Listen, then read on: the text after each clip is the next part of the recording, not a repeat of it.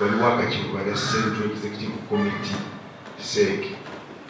Kati bakadde baffe mwenale bantu bali haji bateekateeka bulungi ensonga eyo baga nti Uganda yonna ebe ng'ekiikiriddwa bulungi mu SEC, kubanga SEC ebirowoozo byonna ebikulu gye biteesebwa ne bijja ne bisaasaanira eggwanga. Kakati nga abakalamujja nabo balondayo bukalamujja n'agenda abakiikira mu SEC, n'abanodhana nabo balonda omunodhana n'abakiikirira, ne bannaffe abeeno Eastern nabo balondayo abakiikirira, ne mu Western eno Mwankole ne Bunyoro yonna. Kakati wano mu Buganda Kampala ne bajabula kirimu abantu bangi ab'ebika ebyenjawulo baga nti Kampala nayo ebe ng'ekiikirirwa mu SEC, ne batuleetera wano kye tuyita Central oba Buganda nayo ng'ekiikirirwa mu SEC. Kale mukama wange tuli mu lwokaano, sirina nsonga yonna gyesobola kukola ekwatagana na Buganda nesooka kujja kugirooma ewaffe. Ensonga eyo tuleeseewo kubanga byonna gye tulaga mu lukiiko olwo ensonga tuba tugenda kukiikirira abantu ba Ssaabasajja Kabaka abaawano mu Buganda. So n'olwekyo saayagadde kweyitiriza n'obiwulire buwulizi gamba nti kaze mukama wange ensonga eyo mugiroope. Obwavu mbologomu bw'otendwa nako ekulya. Kati ebibiina bino bituyamba okwewaanako, era Sseronga bw'omanyi abantu bangi abali mu bibiina bino eby'enjawulo basobodde okubaako ebintu bingi bye bakola n'okweyigiriza ate abasinga nga bavubuka.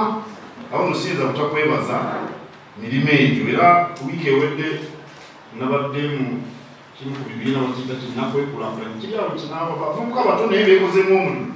Olaba ng'obwavu teboogerako bwogere naye nga beerwanako. Kati nga gwe minisita atwala ensonga ezo nkwebaza. Nsanyusa okuwulira nga weegomba okufuna obukulembeze mu kibiina kyo ky'owagira ekyenaane.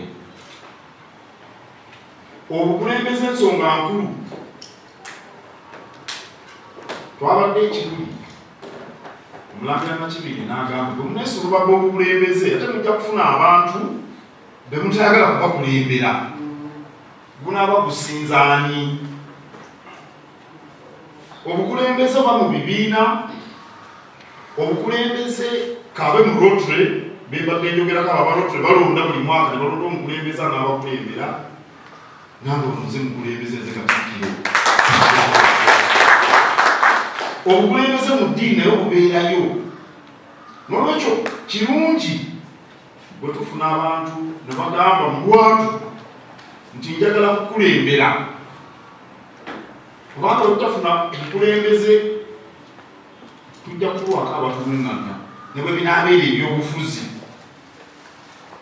Era omukulembeze omutuufu asaana okumanya ensonga z'abantu b'ekitundu kyagala okukulembera. Mu Bayibuli bagamba nti omusumba alina okumanya endiga ze. Endiga nazo omusumba zimumanya. Ewaffe twali tulina ente nga nkula. Abantu abamu ebanyumiza ente balowooza yiimu Abaganda, era Abaganda balundanga nnyo ente. Era ente ng'emanyi n'omuntu agikama amabeere gaba gagijja oba gakyokyo oba gagiruma. Obudde obutuuka obw'okukama n'ojja etambula n'ejja waggulu ng'eyagala bagikame. Ente eyo ebeera ekumanyi. Naye mu Bayibuli baasinga kukozesa kigambo ndiga okutegeera omusumba. Kaakati mu bukulembeze obw'ebyobufuzi ayagala obukulu ne bwe kiba mu kibiina kye ekyenaane. Omuwaatu obwayagala okuyingirira abantu abalimu batebuddwa nga abamanyi n'okubategeera.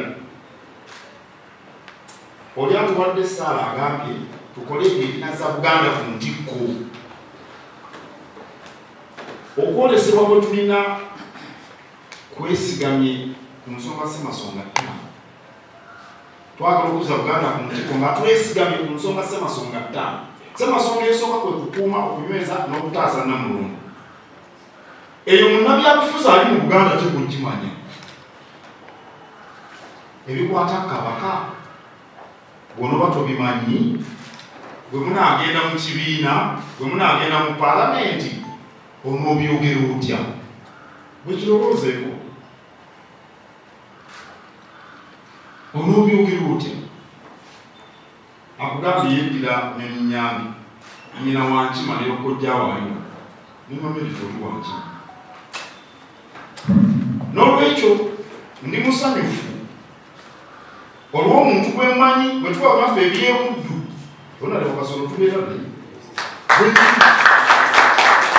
era wabwe batuyita nga bannabuddu oba bya mipiira oba byaki tubeera naye ne kutikkirawo luli nga tukulisa abaana okuwangula ekikopo najja so si ye munnabyabufuzi yekka aliyo naye yazze bava buddu bwe bibeera bya Buganda tubeera naye nejjo ekikuli twabadde naye era yeyayandide baminisita aba central government era bwe ziba nsonga nga muzogerako za Bwakabaka kale bakuwa kirowoozo kye kale obanga weegwanyiza kirungi weegwanyiza ate bali abanaakulembera